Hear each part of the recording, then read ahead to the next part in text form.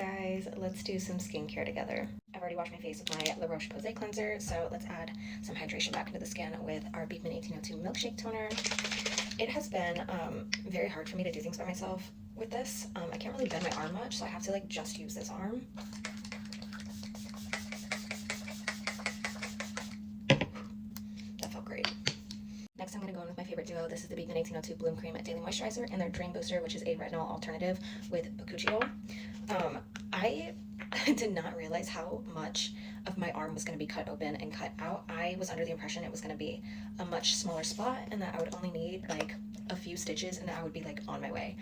That was not the case.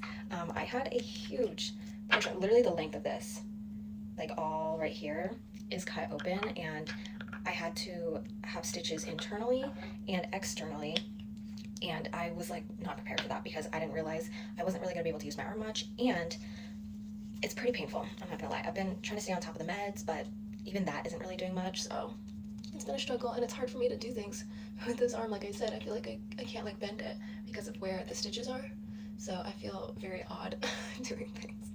If you guys are new here, I just had my skin cancer removed yesterday. It was a small spot that ended up needing a big chunk of my arm taken out so they could get the whole area and go deeper, but they also had to elongate the incision to be able to suture it up properly, because you can't just close a circle. Like, they need it to be more of like a football shape to close it, you know, properly. So anyways, going with my SPF, which is like the most important thing in my life now. This is the Paula's Choice Youth Extending Daily Hydrating Fluid Broad Spectrum SPF 50. This is one of my favorites. I will also put up a picture of what everything looked like before, during, and after my procedure, so you guys can have an idea. If you guys are curious about a spot on yourself, I highly recommend getting your skin checked. I have to go every 3 months now for the next year per their protocol, and then after that I think I only need to go for a skin check once a year.